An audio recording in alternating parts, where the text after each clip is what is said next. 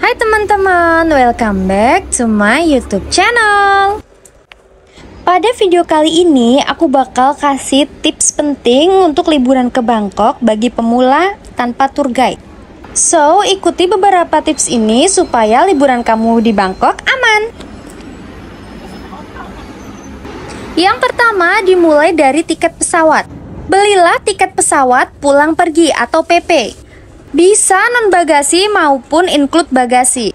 Nah, kalau saran dari aku, lebih baik berangkatnya itu beli tiket pesawat yang non-bagasi dan baru beli tiket yang include bagasi itu pas pulangnya aja karena mau bawa oleh-oleh. Jadi, waktu berangkat itu nggak usah bawa barang-barang terlalu banyak. Bawa pakaian dikit aja, terus lebihnya tuh bisa beli di Bangkok. Dan yang harus kita tahu, untuk tiket non-bagasi, kita itu diberikan hak untuk membawa koper ataupun tas yang beratnya itu tidak boleh lebih dari 7 kilo. Dan untuk koper yang boleh dibawa ke kabin itu ada aturannya. Sebenarnya masing-masing maskapai mempunyai aturan tertentu, tapi rata-rata itu yang boleh masuk ke kabin itu maksimal ukuran 22 inch.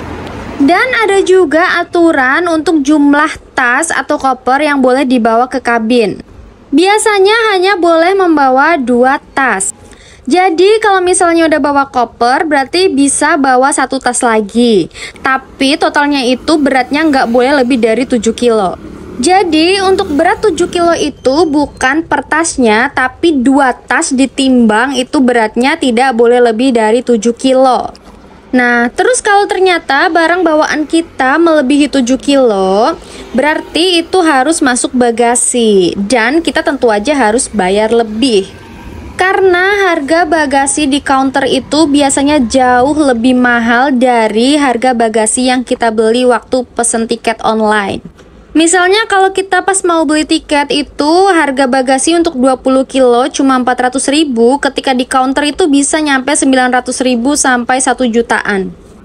Nah, buat yang lagi nyari koper kabin, aku ada rekomendasi koper kabin yang murah dan lumayan kuat karena aku udah buktiin sendiri lolos di kabin. Kemarin terakhir aku bawa ke Vietnam dan Thailand. Dan kondisinya tuh masih bener-bener kuat, nggak ada lecet, nggak ada rusak sama sekali.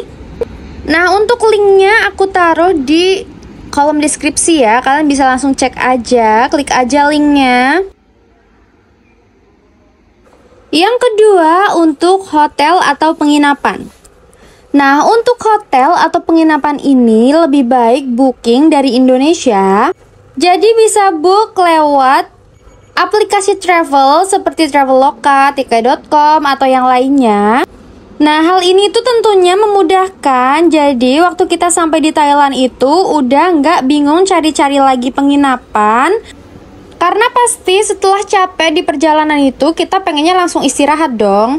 Dan juga kalau misalnya apesnya kita kena random check itu, bukti pemesanan hotel itu merupakan salah satu hal yang ditanyakan oleh pihak imigrasi. Jadi kalau kita udah persiapin kan pasti bakalan aman. Nah, terus kalau misalnya kita di Bangkok itu lebih baik nginep di daerah mana sih? Biasanya rata-rata orang Indonesia yang ke Bangkok itu nginepnya di daerah Pratunam. Tapi kalau menurut aku itu nginep nggak harus di Pratunam. Yang penting itu deket sama stasiun MRT ataupun stasiun BTS. Jadi lebih mudah untuk akses transportasi kalau mau kemana-mana. Karena kan kita kalau di Bangkok itu nggak hanya di Pratunam aja. Kecuali kalau memang Justipers mungkin cocok kalau di Pratunam sih. Karena kan di situ dekat dengan tempat-tempat belanja. Selain itu, carilah penginapan yang dekat dengan 7-Eleven. Karena memudahkan kalau mau nyari makanan halal ataupun keperluan-keperluan lainnya. Nah, untuk rekomendasi hotel, aku udah bikin banyak videonya. Ada yang di daerah Pratunam, ada yang di dekat GMM, terus ada yang dekat stasiun MRT, dan juga 7-Eleven. Kalian bisa cek aja di playlist trip Thailand. Semuanya di situ ada lengkap banget dari mulai harganya, fasilitasnya, pokoknya kalian tinggal tonton aja di situ. Yang ketiga, tentang uang cash yang harus dibawa ke Thailand. Nah, kalau misalnya di bandara di Thailand kita kena random check, biasanya kita tuh akan ditanyakan tiket pesawat balik, bookingan hotel, sama uang cash yang dibawa. Aturannya yaitu 15.000 baht per orang, atau kalau bagi keluarga itu 20.000 baht per keluarga. Nah, meskipun random check, tapi kan kita nggak pernah tahu kalau misalnya kita lagi apes kena random check, jadi lebih baik dipersiapkan dahulu. Sebenarnya cash ini nggak harus dalam bentuk baht. Jadi bisa juga misalnya kita mau bawa dolar yang jumlahnya sesuai baht yang udah ditentukan, itu bisa. Jadi biar kita nggak terlalu bawa banyak uang pecahan. Lebih baik tukar uang di money changer Indonesia. Jadi pas sampai Bangkok itu kita udah nggak ribet lagi buat cari-cari money changer ataupun ATM. Karena metode pembayaran yang dipakai di Bangkok itu masih banyak yang menggunakan cash. Yang keempat, aplikasi yang perlu diinstal ketika ke Bangkok. Yang pertama, Google Maps. Nah, ini wajib banget karena memudahkan kita untuk mencari arah selama di Bangkok. Yang kedua, Google Translate. Di Thailand kita bisa memakai bahasa Inggris, namun banyak juga yang belum bisa bahasa Inggris sama sekali. Bahkan kadang untuk baca tulisan huruf biasa aja masih kesusahan. Karena kan di Thailand punya huruf sendiri. Dan kalau misalnya ada teman-teman yang bahasa Inggrisnya kurang, Google Translate ini memudahkan banget buat komunikasi selama di sana. Selanjutnya, aplikasi Grab atau Bolt untuk transportasi. Nah, untuk Bolt ini biasanya harganya lebih murah dari Grab, tapi aku lebih pilih pakai Grab karena nggak perlu install aplikasi lagi. Jadi ya udah tinggal pakai aplikasi Grab yang aku install dari Indonesia. Dan juga karena aku biasanya tuh bayarnya males cash, jadi aku pilih Grab karena yang udah connect ke credit card. Nah, untuk cara pemesanan Grab di Thailand, aku pernah bikin videonya yang ini. Kalian tinggal cek aja. Untuk aplikasi selanjutnya yaitu BKK Rail. Nah, aplikasi ini itu tentang perkeretaan di Bangkok seperti MRT, BTS, SRT, ARL.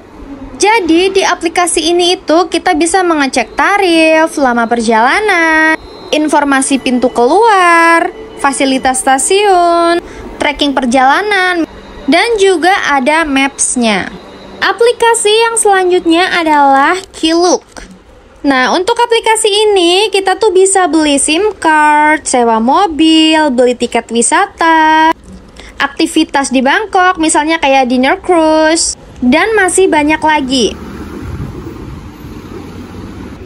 Yang kelima, aturan dan budaya. Karena kita berada di negara orang, jadi ada baiknya kalau sebelum datang ke negara tersebut itu kita mempelajari budaya serta aturan yang ada di negara tersebut. Selain mempelajari aturan atau budaya, kita juga harus mempelajari hal-hal yang ingin kita lakukan di negara tersebut. Misalnya kita mau ke tempat wisata mana, tempat berbelanja, terus cara ke sana naik apa, transportasinya apa, tiket masuknya berapa, aturan pakaian bagaimana, dan lain-lain. Yang keenam, buat itinerary. Jadi biar liburan kita lebih terstruktur dan gak berantakan, kita wajib banget bikin itinerary-nya. Jadi dalam membuat itinerary itu kita harus memperhatikan jarak tempatnya dan apakah tempatnya itu searah atau tidak. Nah, terus saran dari aku, kalian tuh jangan terlalu memaksakan misalnya sehari harus ke banyak tempat. Karena kalau misalnya dipaksakan sehari misalnya banyak banget tempat yang harus dikunjungi, nanti malah kecapean dan akhirnya liburannya jadi kurang menyenangkan. Dan yang terakhir itu persiapkan barang-barang travel yang ingin kita bawa. Misalnya seperti kacamata, kipas mini, botol minum, topi, tas yang kuat dan aman, payung, power bank, dan lain-lain. Pokoknya barang-barang yang bakal kita butuhin selama liburan di Bangkok. Nah, kalau misalnya kalian bingung mesti bawa barang apa aja, semua barang-barang yang pernah aku bawa waktu liburan ke Bangkok udah aku masukin ke my collection. Untuk linknya ada di deskripsi, kalian tinggal cek aja ya. So guys, jadi itu beberapa tips dari aku buat yang mau liburan ke Bangkok untuk pertama kalinya, dan bisa membantu teman-teman semua yang baru mau pertama kali liburan ke Bangkok. Nah, untuk video-video lain tentang trip Thailand, kalian bisa langsung cek di playlist trip Thailand aja, semuanya ada di situ. Buat teman-teman yang belum subscribe, bisa subscribe dulu, jadi biar aku lebih semangat buat bikin konten. Jangan lupa like dan komen juga kalau misalnya ada yang ditanyakan. Dan nyalakan juga loncengnya untuk notifikasi biar kalian gak ketinggalan video baru dari aku. So, see you on my next video. Bye-bye!